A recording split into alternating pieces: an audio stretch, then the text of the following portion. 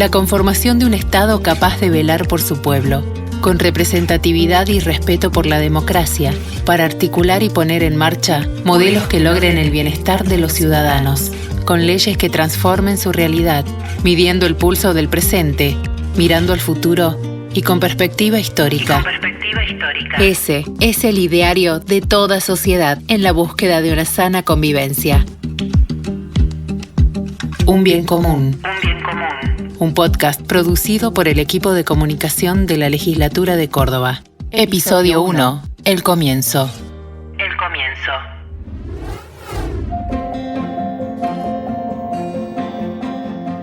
La historia del Poder Legislativo de la provincia de Córdoba tiene casi 200 años. Pero quizá debamos remontarnos unos cuantos años más atrás, a las invasiones inglesas, a 1806, donde un cordobés dejó huellas en esas batallas primero y en nuestra provincia después, Juan Bautista Bustos.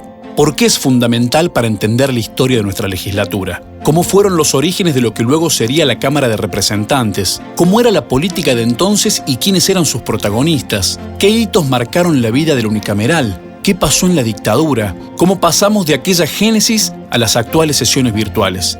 Bienvenidos a Un Bien Común, el podcast de la Legislatura de Córdoba. Mi nombre es Andrés Muney y en este primer episodio, 3 especialistas nos van a ayudar a responder esas preguntas. Comencemos. Un bien común.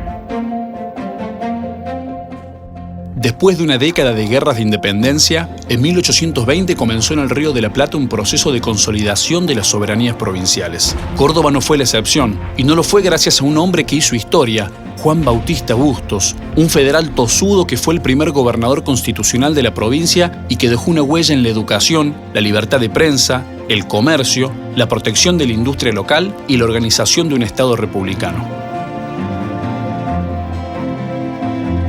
Bustos renovó planes de estudios universitarios, creó más de 30 escuelas, desarrolló y trajo la segunda imprenta, propició la libertad de exportar e importar, siempre protegiendo la industria con impuestos y tasas de aduana. Organizó un Estado sin precedentes en el país, con los poderes ejecutivo, judicial y legislativo. Con él se sancionó la primera Constitución y el 11 de mayo de 1821 comenzó a funcionar la legislatura cordobesa.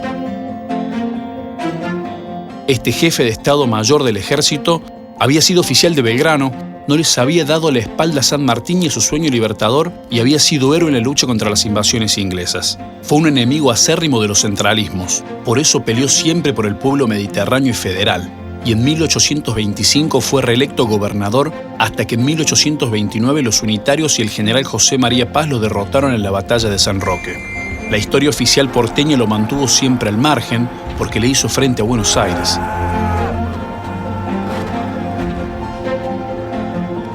Recién en 1973, Obregón Cano envió un proyecto de ley para repatriar sus restos desde Santa Fe, pero la destitución tras el Navarrazo impidió aquella iniciativa. Fue recién en 2011 cuando el actual gobernador Juan Schiaretti logró su cometido de repatriarlo, corriendo el velo del olvido que cubría hasta ese momento al prócer cordobés. Hoy Bustos descansa en la catedral, bajo el mismo techo que José María Paz, su principal adversario. General del Ejército del Norte, férreo defensor del federalismo y de los derechos del interior. Bienvenido a su provincia, señor brigadier general. Juan Ferrer es abogado, dirigió el Digesto Constitucional, un documento que repasa las constituciones y sus reformas entre los años 1821 y 2001 y se encuentra trabajando en un libro sobre la historia constitucional de Córdoba. Juan, ¿cómo fueron los primeros años de la legislatura? Y esos primeros años de la legislatura, la verdad es que no fueron nada fáciles. No fueron nada fáciles porque era un poder que se tenía que consolidar, entró en tensión en reiteradas oportunidades con el verdadero jefe político de la provincia, que era el gobernador. De hecho, el gobernador en 2 oportunidades llega a disolver al Congreso Provincial.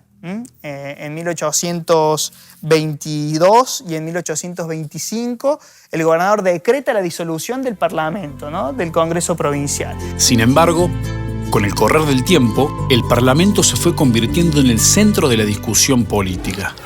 Poco a poco esa legislatura, que no tuvo un comienzo muy sencillo, fue adquiriendo estabilidad y, como decía hace un momento, fue consolidando ese rol institucional y aprendiendo también a jugar el juego político con el resto de las autoridades y órganos de poder.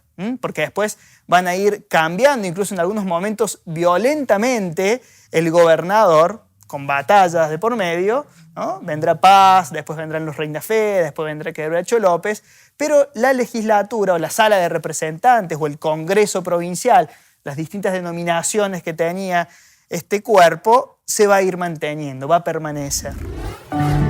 En una historia extensa y compleja, el año 1870 fue clave para la vida del poder legislativo.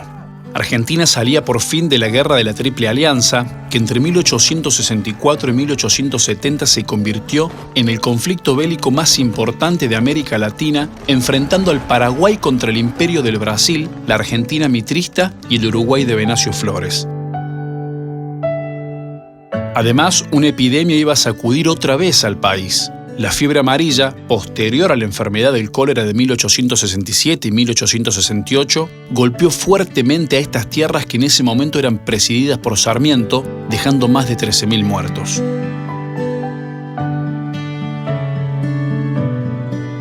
En ese contexto y bajo la gobernación de Félix de la Peña, en 1870 se dictó la Cuarta Constitución de Córdoba, que después de 49 años de Cámara Única, innovó y creó un Senado y una Cámara de Diputados. Podríamos decir que hay dos grandes momentos en los que la legislatura pasa de un sistema unicameral al sistema bicameral. Esto ocurre con la Constitución que se sanciona en el año 1870.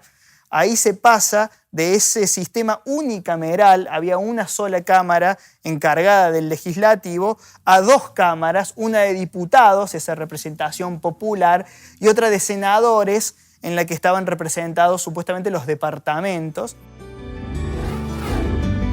Para el otro gran momento al que se refiere Ferrer, tendrían que pasar más de 130 años, para ser precisos, 131. Si hacen la cuenta, nos remontaríamos al 2001, pero en el medio pasaron un montón de cosas. Veamos. Epidemias, grietas políticas y sanción de leyes que hicieron mella en nuestra historia. A veces, el pasado es tan parecido al presente que nos enreda. Y esas líneas de tiempo difusas se evidencian, por ejemplo, en el gobierno de Cárcano, entre 1913 y 1916. Fue en esos años que se trazó la primera etapa de una obra vial que resuena hasta hoy porque se convirtió en la más importante en la historia de la provincia, el Camino de las Altas Cumbres. Fue también en aquellos días cuando se creó una institución que nunca dejará de ser protagonista, la Caja de Jubilaciones y Pensiones de Córdoba. Claro que son actuales también las duras internas partidarias, como las que vivieron los rojos y los azules, y que fueron determinantes en la renuncia que Eufrasio Loza, el primer gobernador radical, le presentó a la legislatura en 1917, un año después de su asunción. Mucho antes de ser una avenida principal en la coqueta zona norte de la ciudad capital, Rafael Núñez fue gobernador desde 1919 y hasta 1921.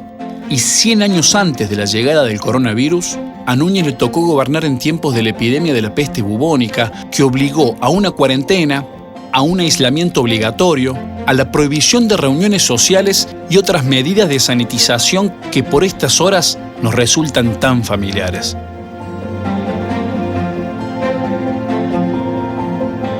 Fue durante la gestión de Núñez cuando se avanzó en derechos para la mujer, con la reglamentación del trabajo femenino, además de establecerse la jornada laboral de 8 horas. Claro que los reclamos de los trabajadores por sus derechos tampoco son ninguna novedad. En Córdoba, la ley del sábado inglés se sancionó en 1933, cuando con Pedro Frías como gobernador se reguló la pausa laboral desde las 13 del sábado hasta las 14 del domingo. El empeño por convertir a la provincia en un polo industrial tiene sus orígenes en Argentino Auster, que fue gobernador en 1946 y que impulsó un gran plan de centrales hidroeléctricas y de fábricas militares de armamentos, además de ejecutar y reparar caminos, puentes, pozos y molinos de agua. La Córdoba que se describe hoy, la rebelde, la contestataria, la impulsora de transformaciones y también la conservadora y religiosa, data de hace tiempo, con las intervenciones de 1947 y 1949 durante el primer gobierno de Perón, y con la inestabilidad política que reinó entre 1955 y 1976, comenzando con una revolución libertadora que tuvo su epicentro acá, pasando por un cordobazo que se puso de pie contra la dictadura de Onganía y llegando hasta un oscuro navarrazo que destituyó a Obregón Cano y Atilio López y que con el Diario del Lunes se transformaría en el preludio de lo que luego fue la última dictadura cívico-militar. Ahora sí, volvemos con Ferrer. Y el otro hito en esa misma línea, siguiendo esta línea institucional, podríamos referirlo ya en los albores del siglo XXI, cuando en el año 2001 una nueva reforma constitucional retorna a los orígenes y vuelve a sancionar el sistema unicameral. Entonces, de esas dos cámaras de diputados y senadores se pasa a esta unicameral, que es la que tenemos actualmente vigente. Un momento, no vayamos tan rápido. Rebobinemos. Como repasamos hace unos minutos, a mediados de la década del 70 el país sufrió un nuevo golpe de Estado que entre 1976 y 1983 escribió una de las páginas más oscuras de su historia. En Córdoba, ese terror se vivió algunos años antes con el Navarrazo, el golpe policial que en el 74 comandó el jefe de la policía, llamado Antonio Navarro, que destituyó a Obregón Cano, marcando el comienzo de una serie de intervenciones federales en la provincia. Para pensar en la legislatura, en la época de la dictadura, tenemos que regresar a esta época porque a raíz de esa destitución y de los conflictos internos dentro del partido gobernante, el peronista, fue intervenida la provincia.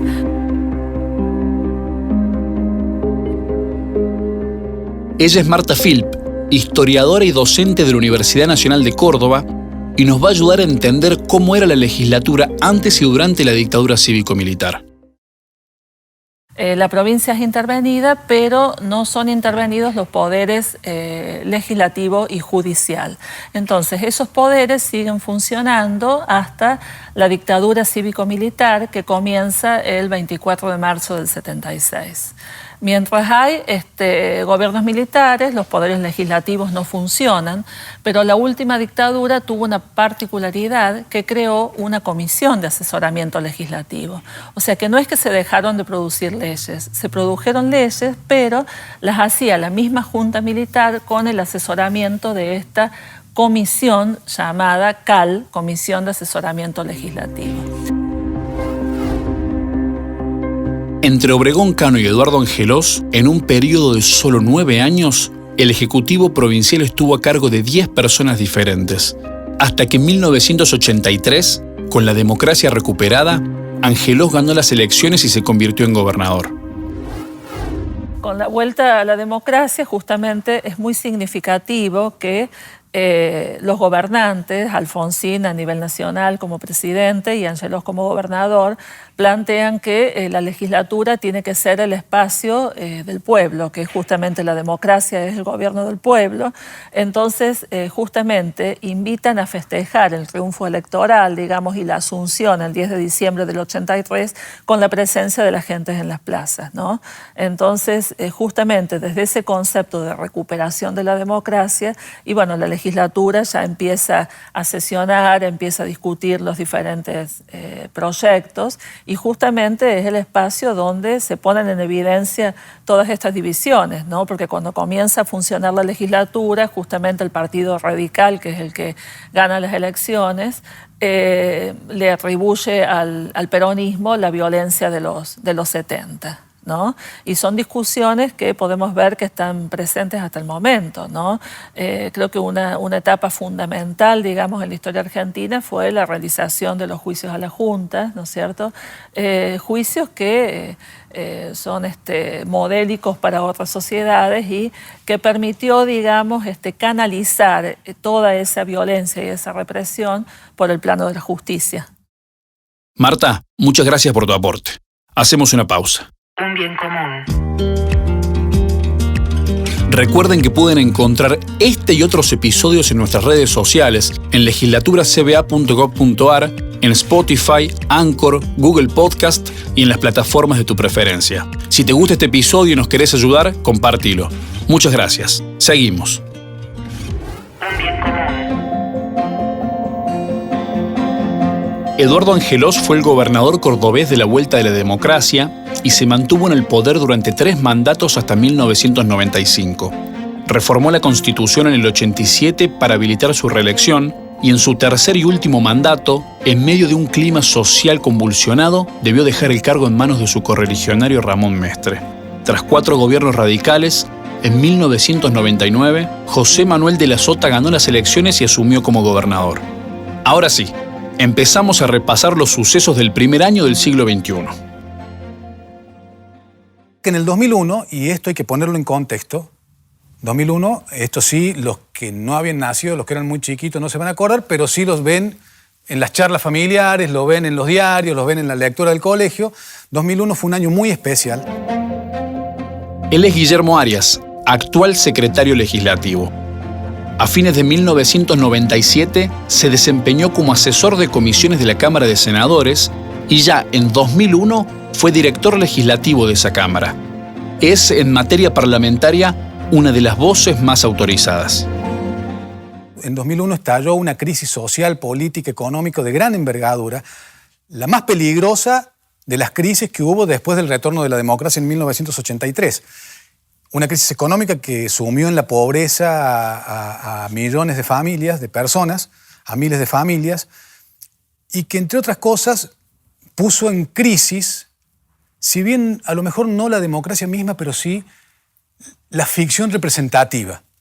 Quiero decir, que no todos los representados se sentían tales por parte de sus representantes.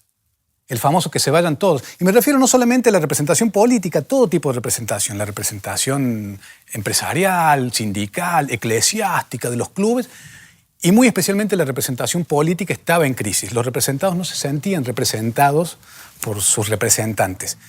Y muy especialmente dentro de la representación política, la representación legislativa. Era muy cuestionada la existencia de tantos y tan bien remunerados legisladores. A lo que menciona Guillermo, tenemos que agregar que ese año el gobierno de la Alianza encabezado por Fernando de la Rúa tomó una de las medidas más caras para el recuerdo de la clase media argentina: el corralito. Esta decisión impedía a las personas el acceso a sus ahorros, rompiendo de alguna manera la ya frágil cadena de distribución de la riqueza. Esto generó, además, que los sectores más empobrecidos vieran cómo quedaban todavía más marginados.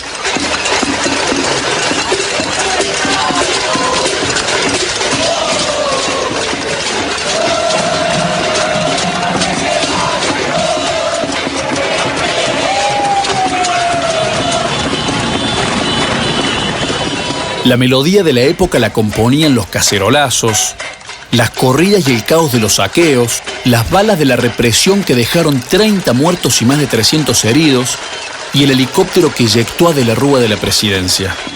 Así transcurría el 2001 para Argentina, entre el estado de sitio y los 5 presidentes en 11 días. Pero había más. Volvemos con Guillermo, que así lo cuenta.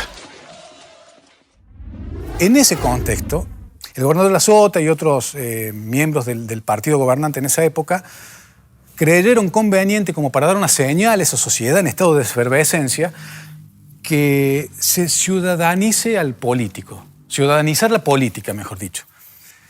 Si una de las causas del descontento era la poca representatividad que veían en la clase dirigente, que los ciudadanos veíamos en la clase dirigente,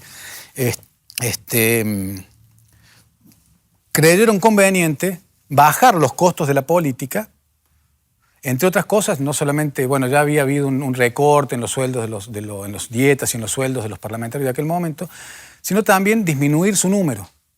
Yo creo que si bien el gancho fue económico, fue crematístico, por decirlo de una manera, también tiene mucho que ver que en los estados subnacionales no es conveniente que haya 2 cámaras.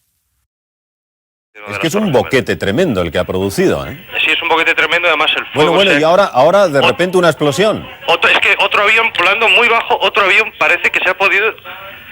Matías, no alcanzó a decirte lo que ocurre, pero ha habido otra explosión, sí, en efecto. Ha habido otra explosión. Lo que aprecio desde aquí, a salvo fuego y humo, no sé qué puede... La otra torre, Ricardo, la otra torre. Ha impactado en la otra torre. Y además en una zona más baja aún. En medio de las discusiones nosotros veíamos que los senadores, los constituyentes, los convenciones constituyentes se paraban, iban, venían, era un hervidero, pero se estaban discutiendo nada, una cuestión de redacción en ese momento. Eran los aviones que se habían dado contra las Torres Gemelas y bueno, algo que cambió la historia mundial, digamos, el terrorismo como fenómeno global, la justificación para que los poderes imperiales invadan otros países.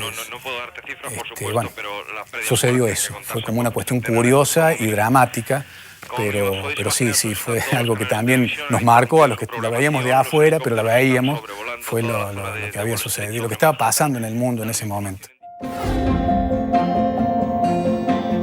Luego de una consulta popular y del trabajo de una convención constituyente, se decidió reformar la Constitución y volver al sistema unicameral que había existido en la provincia hasta 1870. De esta manera, se pasó de un poder legislativo con 2 cámaras y 133 representantes a uno de cámara única y con casi la mitad de los parlamentarios, 70. Hasta 2001 había 66 diputados y 67 senadores.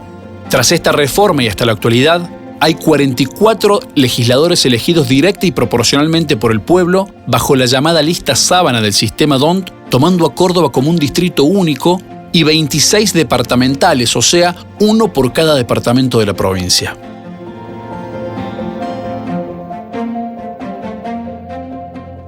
Este año, un mes y medio más tarde de la apertura de sesiones que se dio el 1 de febrero de 2020, la pandemia del coronavirus nos cambió la vida. El 15 de abril quedará en la historia de la legislatura porque ese día se sesionó por primera vez de forma virtual. No fue fácil al principio interpretar el reglamento, la Constitución y las leyes que regulan el funcionamiento parlamentario.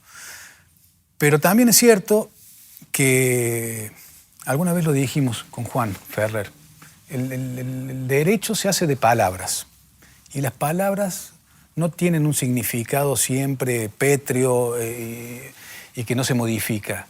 Cuando uno dice presencia, que es, por ejemplo, lo que dice el reglamento interno de la legislatura, que entra en sesión con la presencia de tantos legisladores. La presencia no es solamente física, también puede ser virtual. Cuando está un legislador o cualquier otra persona conectado a la plataforma desde la cual dialogas con otros o hacen una reunión de trabajo, también cuando se hace una reunión de comisión o se hace una sesión plenaria de la legislatura, también están presentes y pueden cumplir con todas las atribuciones y tienen que cumplir con todas las obligaciones que los reglamentos, las leyes y la Constitución les mandan. Pueden considerarse presentes por estar conectados a una plataforma virtual, pueden hacer mociones, pueden presentar proyectos. A nosotros en la Secretaría Legislativa nos impusieron por decreto que teníamos que recibir proyectos que nos enviaran por mail o por otro medio no presencial, porque no se puede venir. Entonces, si se puede hacer eso, ¿por qué no se puede sesionar? Aunque no con la virulencia que se vivió en el Congreso de la Nación, los bloques opositores criticaron la virtualidad de las sesiones. La minoría sostuvo que son parte de una utilización política que el oficialismo hace de la cuarentena y aseguró que de esta manera se ponen en riesgo las instituciones de la democracia. Por eso, algunos piden por la vuelta de la presencialidad y otros proponen sesiones mixtas, semipresenciales o con participación optativa. La respuesta de los legisladores oficialistas es que es un tema de salud pública. A nivel nacional, la Corte Suprema de Justicia dijo que la Cámara Alta tiene las atribuciones constitucionales para avalar su propio reglamento. Dicho de otra manera, no existe impedimento legal para el funcionamiento virtual del Congreso y la deliberación a distancia. La decisión se fundamentó en el artículo 30 del reglamento del Senado, que establece que las sesiones son presenciales salvo en situaciones de gravedad institucional. Sin embargo, Juntos por el Cambio comenzó a exigir sesiones presenciales y presentó un amparo ante la justicia para que se declare la inconstitucionalidad y nulidad de las sesiones remotas. En medio de una pandemia que puso en tensión a todas las instituciones de la Argentina desde hace 7 meses, el debate democrático era necesario y debía sostenerse. Por eso, aunque el coronavirus causó muchas muertes y puso en jaque un sinfín de paradigmas, las autoridades legislativas creyeron conveniente continuar con su funcionamiento, esta vez adaptados a lo que llaman nueva normalidad. se hicieron regulares las sesiones virtuales. No hubo más sesiones presenciales, entre otras cosas porque los legisladores que están cumpliendo el aislamiento están en sus lugares. Y para ellos es mucho más cómodo porque ni siquiera tienen que viajar a Córdoba. Y calculen que la mayoría de los legisladores son del interior. Y algunos más de ciudades, de localidades cercanas, otros de ciudades muy lejanas. Pero les es más cómodo y eso no los aleja de la discusión.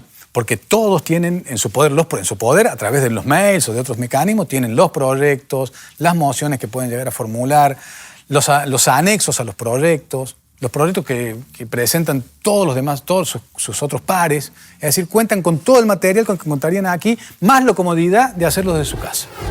Sin un tratamiento ni vacunas efectivas, el Parlamento debe ser un espacio de garantía para la sociedad y las distintas fuerzas políticas que la representan. Obviamente que nuestra Argentina está viviendo un momento de absoluta excepcionalidad y nosotros los dirigentes políticos debemos estar a la altura de esa situación. Él es Manuel Calvo, vicegobernador y presidente del Poder Legislativo, quien, según sus palabras, entendió esta necesidad e instó a los legisladores a persistir con el tratamiento de leyes y proyectos. Y esas situaciones son trabajar en conjunto, trabajar unidos, encontrar soluciones a los problemas cotidianos que tiene nuestra ciudadanía, más allá de nuestras pertenencias partidarias. Y creo que esta posibilidad que tenemos, a partir de la virtualidad, de poder transmitir nuestras experiencias en materia legislativa, lo debemos abordar también para contar cuáles son las buenas experiencias y los aprendizajes que hemos tenido a lo largo de este tiempo. Sin duda que si entre todos construimos sobre los aprendizajes que hemos tenido y podemos sumar así nuestras experiencias y contar también cuáles son nuestras experiencias que no han sido tan buenas para que otros podamos sumar mayores experiencias, nos va a permitir sin duda poder superar entre todos la pandemia que hoy estamos viviendo.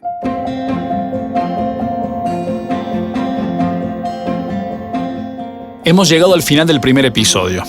Espero que les haya interesado la historia del origen del Poder Legislativo de la provincia de Córdoba. Si les gustó y nos quieren ayudar, compártanlo. Todos los que trabajamos en la producción de este podcast se lo vamos a agradecer. Recuerden que pueden encontrar este y otros episodios en nuestras redes sociales con el @legislaturacba, en legislaturacba.gov.ar, en Spotify, Anchor, Google Podcast y en las plataformas de tu preferencia. Soy Andrés Muney y nos encontramos en el próximo episodio. Gracias por escuchar. La conformación de un Estado capaz de velar por su pueblo, con representatividad y respeto por la democracia, para articular y poner en marcha modelos que logren el bienestar de los ciudadanos, con leyes que transformen su realidad, midiendo el pulso del presente, mirando al futuro y con perspectiva histórica. Ese es el ideario de toda sociedad en la búsqueda de una sana convivencia. Un bien común. Un podcast producido por el equipo de comunicación de la Legislatura de Córdoba.